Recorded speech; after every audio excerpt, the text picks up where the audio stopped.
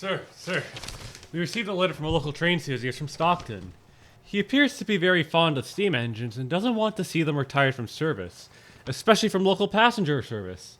Stockton, eh? We just retired the last of them from train number 1 a few days ago. We could simply hold a Railfan Extra on that train to celebrate the end of steam. No. I want to try something different. What are some features of a steam engine that are shared with a diesel? Well, some of our diesels have B units, which are kind of like tenders, but the A units could likely run without them. Tenders, you say? Come on, Charlie. We gotta get to the depot to catch train number 1 today. I had the railroad consider my letter and came up with a way to bring back steam. What in the Western Pacific, one of the last Class 1 mainlines built before World War I, one of the smallest Class 1s in American railroad history, owner of a successful interurban outside of LA and San Fran, operator of identical GS6 engines from the rivaling Southern Pacific who gave it side deflectors, had an episode of 404s of the World on both an underrated Mallet class and 2 engines from their interurban covered by a family channel, and the same railroad that operated the internationally famous California Zephyr alongside single-car RDCs on the same route, which also involves street running right outside of its terminus in Oakland. As one could see, Western Pacific is certainly one of the more unusual and overlooked railroads in American railroading, but it still has a loyal fanbase of its own to this day, who celebrates and documents all of WP's unique approaches to railroading. However, none of these feats are as weird and baffling as their converted tenders, which by themselves are nothing new, but never before have they been used to directly assist diesel engines. This is the little-known story of Western Pacific's diesel tenders. It isn't unusual for smaller branch line or switcher steam engines to be repurposed after being replaced from mainline duties, as the engine is often converted into a shop switcher, while their tenders often stay around for much longer as storage tanks for various maintenance of way crews. In the case of this video, 3 tenders were taken from WP 171 class steam engines 174, 175, and 177, originally Florida East Coast 401 class 482 mountain type engines, as they were renumbered to 853, 851, and 852 respectively to store 10,000 gallons of water and 4,000 gallons of oil. Despite being placed behind diesels that ran on oil, the extra water helped fuel the steam generators in the F3As that provided heat and power for the trailing coaches, so that the train did not have to stop to fill up on water between stops, as it would simply carry the extra water with it. Likewise, these tenders would fulfill a similar role as auxiliary water tenders that were often found on steam engines that carried long passenger and freight trains across the vast deserts of the West Coast, as these newly converted tenders were designed to do just that. Once WP received their order for FP7s for service on the recently established California Zephyr, that meant they could finally relocate their F3s to dieselize other services, and in this case, the tenders were assigned to carry extra water for F3s that would be assigned to the mighty Royal Gorge. Except, it's not the Royal Gorge that you're thinking of.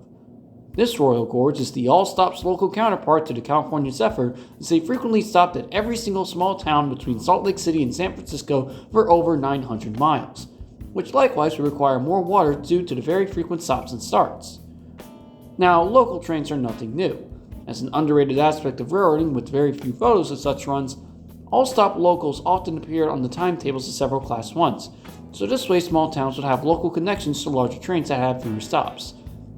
But what made this case especially problematic is that WP tried pulling an all-stop local in the middle of a desert in 1949, a time where car culture and its advertised freedom were already quickly spreading across the country, with several services like the ones that the Royal Gorge offered being cut years prior. What made things worse is that the WP even tried running a similar local train under the same name with a larger consist that was so unsuccessful that it was discontinued in under a year's time. Needless to say, the financial status of this new hyped-up Royal Gorge probably went a little something like this. Oh boy, it's 1949 and we're about to launch our brand new California Zephyr. We have brand new shiny passenger cars and locomotives to pull this service, as this will bring forth a lot of needed attention to the railroad, and likely even start a fanbase several decades from now solely because of this train. What's this? Some of the locals in the smaller stations between the Zephyr stops in the middle of the desert still want better connections to this service? Well, we tried that with the Royal Gorge last year that suffered its severe financial losses, but I have a feeling that this time with the Zephyr, it'll be different. Let's introduce an all-stop local equivalent to better serve diesel locals with the same level of fashion and advertising as the Zephyr itself, all equipped with brand new diesels, water tenders, and one coach with a baggage car. We'll also call it the Royal Gorge based on the previous service that operated on the same route, as well as for its scheduled connection to the Royal Gorge that the neighboring Rio Grande has to offer, and I'm sure it definitely won't get confused with the much more famous connecting service. With all this planning, what could possibly go wrong? Woo-wee, what an opening ceremony, and it looks like the California Zephyr numbers are a great success, although it's also been some time since we relaunched the local service. How are the numbers looking on the Royal Gorge? Not good, sir.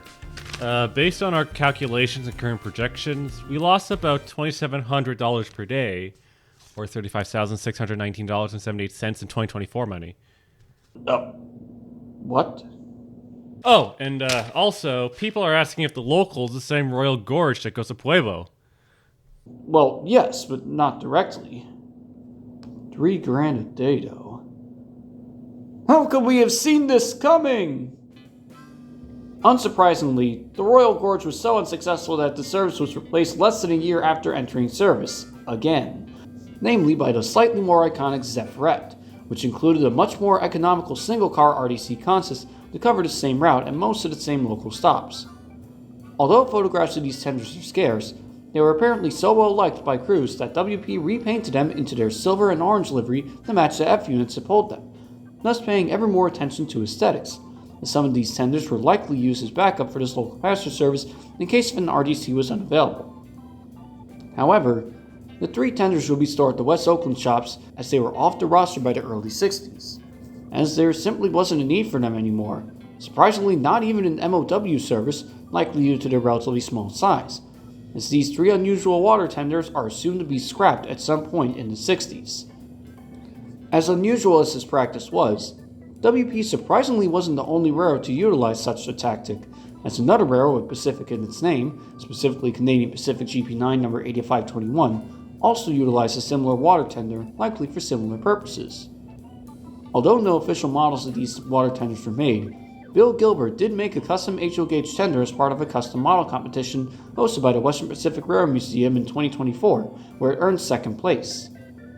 Even if the diesel tenders were doomed from the start, as they barely saw any revenue service, they still showcased one of Western Pacific's many quirky operations, even if briefly, as one must admit that catching one of these diesel tenders so close to the end of the seam must have been quite a sight to see for rail fans and rural commuters alike.